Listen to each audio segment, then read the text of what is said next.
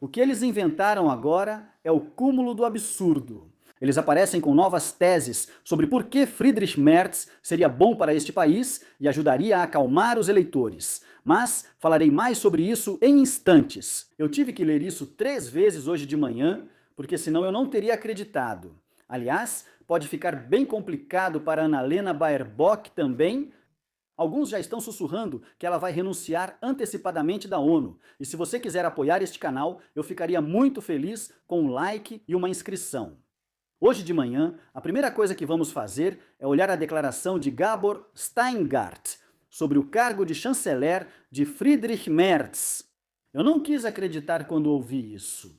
Também Helmut Kohl, Gerhard Schröder e Angela Merkel passaram por fracassos políticos antes de marcarem suas épocas de governo.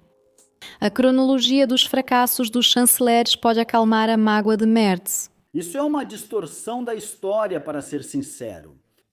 Então Helmut Kohl realmente perdeu muito no começo. Sim, mas isso também se deveu ao voto de desconfiança e porque ele se tornou chanceler sem eleição, né? E depois convocou novas eleições e obrigou o país a votar de novo. Sim, é verdade. As pessoas ficaram um pouco chateadas com ele no começo por causa disso. Gerhard Schröder só perdeu um pouco de apoio depois de 100 dias. Na verdade não, 49%. 40% das pessoas estavam satisfeitas com ele.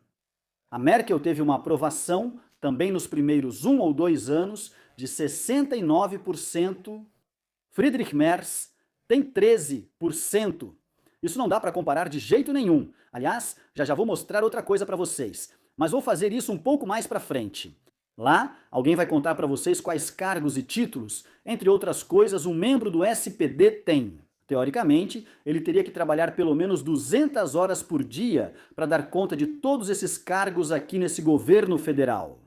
Isso irrita as pessoas. Por isso o SPD ainda está com 11% e a CDU está caindo cada vez mais. Não é exatamente corrupção, ou melhor, a gente nem pode chamar de corrupção. Temos que dizer que é esse esquema, esse compadrio que se espalhou aqui, que faz com que as pessoas cada vez mais deixem de votar nos partidos tradicionais estabelecidos.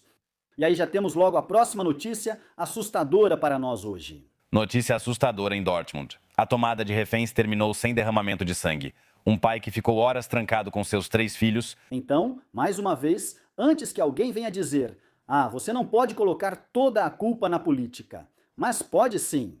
Notícias como essas, antigamente, antes de 2015, quando é que a gente via isso? Uma vez por mês, uma vez a cada 6 meses. Então, quando as coisas iam realmente bem, você talvez recebesse esse tipo de notícia só uma vez por ano. Hoje em dia, essas notícias aparecem semanalmente ou até diariamente. A gente já pode até dizer ufa se ficarmos 2 ou 3 semanas sem esse tipo de notícia, então as coisas estão indo muito bem. São essas crises que surgem e, ao mesmo tempo, o fato de que os cidadãos continuam sendo cada vez mais tiranizados pelos políticos, o que faz com que muitas pessoas aqui na Alemanha simplesmente enlouqueçam. E aí ainda recebem notícias como: ouça esse clipe do começo ao fim e depois me diga sinceramente, você acha legal que algo assim seja feito com o nosso dinheiro dos impostos? E ao mesmo tempo, você acha certo que empresas paguem tanto para que pessoas consigam se infiltrar no sistema? Você conhece Ali Doran? Você não conhece, mas deveria. Ele é do SPD. Além de sua atuação como dirigente na FDP, Ali Doran é também administrador distrital e membro da Associação Alemã de Distritos, membro do Conselho Diretor da IG de Promoção de Localidades no distrito de Mindelbück, membro do Conselho Fiscal da Krawak, presidente do Conselho Administrativo das linhas Mühlenkreis e membro da diretoria do Parque Natural Dümmer. Ele integra a Assembleia da OWL GmbH de Heitungen em Mindelbück, a Associação dos Acionistas Municipais da RWE, é consultivo no Conselho Regional, participa da Assembleia da RWE e preside a Futuro Formação Mühlenkreis. Mas isso ainda não é tudo. Ele também é presidente da Aliança do Espaço Rural, membro do Conselho Curador da Fundação EDECA, em Hannover, membro do Conselho Administrativo da Sparkasse, membro do Comitê de Membros da Diretoria, membro do Comitê, membro da Associação das Caixas Econômicas, membro da Diretoria e membro do Conselho Administrativo. Weiteren 34 Vereinen hinzu. E além de todas essas funções, o Sr. Dohan, como você já deve imaginar, também é membro do Conselho Estadual de Prevenção da Renânia do Norte-Westfália. Sim, no final eu fui falando cada vez mais rápido, só para você entender. Não, mesmo um membro do SPD só tem 24 horas por dia. Mas a questão é, e eu até mostrei isso, em quantas comissões ele está. Ou seja, de quantas comissões ele, aliás, recebe dinheiro. Na Renânia-Palatinado, simplesmente membros da AfD não entraram nas comissões porque não tinham os votos necessários. E agora, segurem-se, em cada uma dessas comissões ele recebe dinheiro por isso, pelo que ele faz. Às vezes são 20 euros por mês, às vezes são 2.000 euros por mês. Ao mesmo tempo, você ainda está envolvido fazendo lobby em empresas extremamente grandes. E sim, vocês realmente se perguntam por que as pessoas aqui estão enlouquecendo. Por que as pessoas não estão mais dispostas e por que pessoas atiram em policiais depois de terem visto há poucas semanas que podem simplesmente massacrar um policial e acabar indo para a psiquiatria e a pena de prisão nem é tão alta assim? Sim, esse é exatamente o problema que as pessoas aqui têm. Elas não conseguem mais distinguir entre certo e errado. Assim como Annalena Baerbock, que agora precisa divulgar suas mensagens de texto por ter feito campanha para a ONU em vários países sem permissão. E aqui também já existem pessoas que estão comentando sobre isso. E o tribunal também decidiu agora que provavelmente haverá uma denúncia, não, desculpe, uma queixa de que ela abusou e violou seu cargo. E essas são as notícias. Por isso, eu simplesmente digo: esse chanceler é tão impopular, esse chanceler tem que sair, a política precisa ser trocada. De fato, não existe mais nenhum órgão de controle na Alemanha e, ao mesmo tempo, todo dia nos contam uma nova mentira. Esse é o pior resultado em 4 anos e meio e com isso a União agora está novamente 6 pontos atrás da AfD. Esse é o pior resultado em 4 anos e meio. Apesar de não ser tão esquecido quanto Gabor Steingart, posso contar o que a pesquisa mostrou. Setembro de 2021, a CDU com 19%, e eles tiraram do baú a campanha dos meias vermelhas e todos os dias batiam de novo na aliança de esquerda e verde. Eles não podem mais fazer isso agora. Essa estratégia não pode mais funcionar. Eles soltaram tudo o que tinham e agora estão praticamente caindo.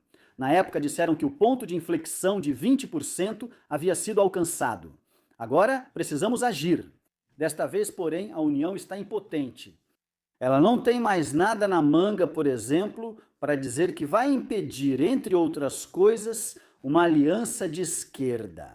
Naquela época, isso fez com que a União ainda chegasse a 24% e Armin Laschet, embora não tenha entrado mais no governo. Mas depois de alguns anos, eles se recuperaram, porque estavam sempre atacando políticas de esquerda.